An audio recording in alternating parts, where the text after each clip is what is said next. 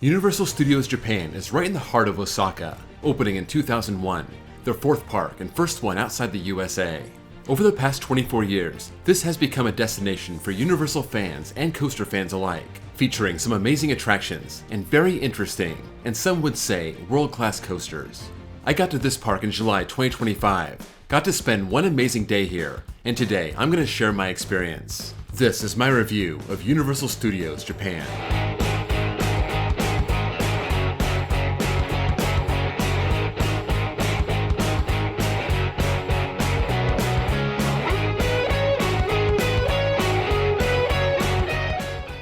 When I say this park is in the heart of Osaka, I mean it's right in the city center. This park isn't off on its own, it's surrounded by buildings, so as you're arriving and even when you're inside the park, you're aware of your surroundings. It doesn't hurt the aura of the park, it's just something I wasn't expecting. We got there on a Thursday in July and arrived before the park opened, but the line for security was absolutely off the wall. We waited at least a half an hour to get through. They have typical old school metal detectors, airport style bag scanners, and once you're through that, you have another big line to scan your ticket to get into the park. One thing you're going to want to do before you get inside the park is load all of your party's tickets into one app. Choose a person to be the app man, get the tickets in, and you will use that app to reserve your spot in Super Nintendo World. Yes, if you want to get into that area, you have to have a reservation on the app. Although, right after the park opening, you can just walk in, and they didn't start taking reservations until about an hour later. Even with the reservations, this land gets super crowded, and once you're in, you're not forced to leave at any time. You just can't enter before your time. We wanted to get something midday, so we kept checking the app for time slots. You will see the times advance, but it's not that quick. It's not like you're gonna blink and miss it. So don't forget to do it, but also don't panic. You should be able to get a good spot as long as you keep an eye on it and pounce on the time you want. We waited a couple hours after the park opened, and once the 2:30 to 3:30 time opened up, we took it. The wait times in Super Nintendo World are always the worst. We were looking at 2 to 3 hour waits for Mario Kart Koopa's Challenge and Minecart Madness, and even Yoshi's Adventure was over an hour, which is just insane for a ride like that. I heard some actual accounts of people waiting this long for the rides in Super Nintendo World, but overall, just like Disney, the wait times are definitely inflated. It seemed like we were waiting 60 to 75% of the posted wait time, so don't get too scared of that number. If nothing else, it shouldn't end up being more than the posted wait time, unless there's a breakdown. I don't think we had a single ride breakdown on us while we were waiting in line. There is a major life hack at Universal Japan, and that's the single rider line. At Disney, people didn't have the best experience with it. It worked great for Indiana Jones, but other rides, it didn't save a whole lot of time. At Universal Studios, it was amazing.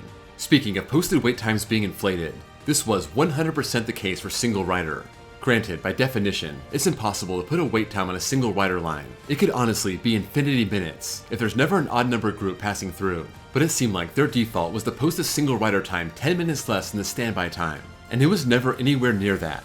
On Forbidden Journey, it was basically a walk-on. The first time we rode Flying Dinosaur, it was posted at 45 minutes. We waited maybe 20. Jaws was just a few minutes, and we even used it on the big rides in Super Nintendo World. For Minecart Madness, it was posted at 2 hours. We waited 40 minutes. Koopa's Challenge was 40 minutes also. If you don't mind your group getting split up, single rider is a huge time saver. And they dispatch so fast here, that line is always moving. It's not available on every ride, but it is available on most of the good rides, so check the app to make sure. Also, the single rider line might close at any time, so watch out for that. I also noticed a lot of the wait times died down as the day goes along. The rides in Jurassic Park got real empty once the sun went down. Flying Dinosaur standby line was down to 35 minutes. Jurassic Park the ride was also about a half hour, but on other rides it seemed to get longer, like Hollywood Dream was still pushing an hour. Minion Mayhem was our last ride and that was about 45 minutes. Just be aware, these already inflated wait times might be even more inflated at night. The park might be trying to scare people away from waiting in line so there aren't too many people in line after the park closes. Also, side note, some of the parks in Japan closed insanely early, but that was no problem with Universal. The park opened at 8 and closed at 10. That's plenty of time to get all your rides in. They do have Express Pass for sale, and they have 14 different packages on their website. This ranges from $80 to $216, depending on the package you get and the day you go. If you're interested, check out their website. Otherwise, get there early and hit those single rider lines. Because of the long park hours, I did have to eat here twice. For lunch, I got a pizza Danish and a drink at the Boardwalk Snacks across from Jaws. That was about $10 American and was pretty good. And for dinner, we went to Mel's Drive-In. This 50s style restaurant is in the Hollywood area. I got a huge bacon cheeseburger, fries and a drink for $13. I would say, especially for a Universal park, even considering things being so cheap in Japan, this wasn't a terrible price. Still inflated because of where you are, but not ridiculous. They also, of course, have butterbeer in the Wizarding World, and this was definitely cheaper than the $10 I paid for a small cup in Orlando. This was 800 yen for a regular cup and 900 for frozen, so that's $5 to $6, but I do think the cups are smaller here. As you might expect, loose articles and Universal Studios do not get along. Pretty much every ride that moves somewhat fast doesn't allow anything in your pockets, but the method varies from ride to ride. Hollywood Dream just has a loose article bin, and it cages off your stuff while you ride. Flying Dinosaur has lockers at the bottom of the stairs going up to the station. Forbidden Journey also has lockers right before you board, but just a warning, this locker bay is an absolute zoo. And Spy Family has lockers before you enter the queue, but that's only for bags. I kept everything else with me for that ride. Just note, for Spy Family, these are coin lockers, so you will need a 100 yen coin to use it, and when you get your stuff out, you get your 100 yen back. When you walk into some of the rides, the ops will ask you if you've ridden it before. If you say no, they'll escort you to a test seat, and you gotta sit down and make sure you can ride before they let you into the queue. I had never seen this before, and later on, I figured out why they do it. We had some people in our party that couldn't ride Flight of the Hippogriff, a ride where they didn't ask us to try a test seat. So we waited the 40 minutes in line and they had to get off, and the ops gave them 2 single-use express passes apiece. They don't want to be giving these passes out like candy, so they want to make sure if you can't ride, you don't get in line. Let's walk around the park and talk about the rides. The main entrance plaza is this giant covered area full of shops. This is where Hollywood begins. This is where the 4D theater with Shrek is, as well as 2 coasters. One of them is Hollywood Dream the Ride, the mini B&M Hyper that runs across the front of the park. It's basically Japan's version of Hollywood Rip Ride Rocket, equipped with on-ride sound and everything. You can pick from 5 songs, including one that was actually made for this ride called Osaka Lover. You can also ride this backwards. One of its 4 trains is backwards, and that's called Backdrop. This line will always be longer, not only because it's popular, but because it's basically on 1 train operations. This has assigned seating like everything else here. I got near the middle on both my rides, forward and backwards. Backdrop was a lot of fun. The backwards airtime hit pretty hard. The upward helix was pretty intense. It offers a long ride at 3,900 feet, and I was a big fan after riding it backwards. We came back later to ride it forward, and it wasn't as good. The airtime was really weak. I felt like I had to push myself out of my seat to get anything, so I would definitely recommend investing the time to do Backdrop. The other coaster is Spy Family, the mock spinner that's gone through about 1 billion overlays, and this is their current version of this VR coaster. The cars don't spin, but it runs through that course and it's synced up with a story, a chase down windy roads, and I was super impressed by it. It's been a long time since I've done a VR coaster, and this is the best one I've seen. The one problem is, I believe they were just loading half the train, just loading the forward-facing seats, so that added to the hour wait. Moving out of Hollywood, we find New York and San Francisco, 2 areas that look nice but don't actually have any rides, just shows and restaurants. Wedged in between, you have Minion Park, this opening in 2017, home of Despicable Me, Minion Mayhem. This is like a big version of the Simpsons ride, a very good simulator, and I'm really glad this paid off since we spent our last hour in the park on it. Across the bridge from San Francisco is Jurassic Park, home of the classic Jurassic Park the Ride, the boat ride that soaks you at the end. And for me, the main event of the whole park, Flying Dinosaur.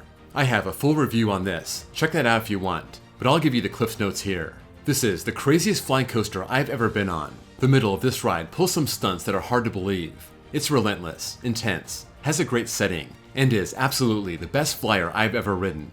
One weird thing though, they have lockers before you get in the station and you have to empty your pockets, but they give you a receipt with a QR code to open your locker and you need to hang on to it. For people with secure pockets, I don't know how exactly you're supposed to do that.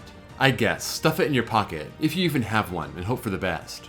Leaving Jurassic Park, you end up in Amity Village, the major ride here obviously being Jaws. This was also in Florida until 2012, but Diagon Alley took its place. This closed 1 week before I got to the park in 2012, so this was my first experience with it, and it was pretty awesome. Kind of a Jungle Cruise style ride, the big tacky mechanical shark coming out of nowhere on a few occasions, the freakiest one being the one inside the building. They do have a Waterworld show here, and that's kind of off in its own land. We didn't get to see it, but I imagine it's the same as the one in Hollywood, or very similar. Their newest land is up next, Super Nintendo World, and after going to Epic Universe in May, this felt like deja vu. That was pretty much a carbon copy of the one here in Japan, but this one didn't have Donkey Kong Country at first. That opened in 2024. So this was pretty much old news for me. But the good news is, this area is spectacular. About as immersive as you can imagine a land being, and the rides are very good, but nothing different from Epic Universe. Minecart Madness is a wild ride full of tricks. This one seemed a bit jerkier and less comfortable than Epic Universe, but that could have just been me and not the ride itself. And having ridden Bowser's Challenge in Florida and gotten that practice round, I knew what I was doing on Koopa's Challenge and it made the ride a lot more fun.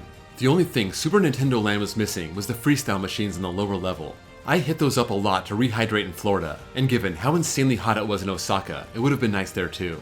Going back through Amity Village, you hit up the Wizarding World of Harry Potter, opening in 2014. Forbidden Journey being the main event here. Just a spectacular dark ride that blew me away in Orlando in 2012. I still loved it when I got back on in May, and after watching a bunch of Harry Potter movies on the way to Japan, I appreciated it even more. Watch out for those Dementors, they're freaky. They also have Flight of the Hippogriff, the Vekoma Jr. coaster, and this is actually pretty intense for a family coaster. As I mentioned before, there is no legroom, so you might have trouble clearing the restraint to ride. I barely got my legs to fit. They actually wanted to kick me off before I twisted them around and got it to click. The front row does have a lot more legroom, so if you can swing that, that's going to work out a lot better. There is one more area, and that's Universal Wonderland, the land for kids, and the main part of this area is an indoor section called Snoopy Studios. Like I said, this was an insanely hot day, and I imagine most of the summer is like this in Osaka. So, having an indoor section for kids to hang out is a great idea. They just opened a new coaster in here, replacing their old one, Snoopy's Flying Ace Adventure. We waited an hour for the kids coaster, but it was nice to get out of the heat for a while, and it was pretty good.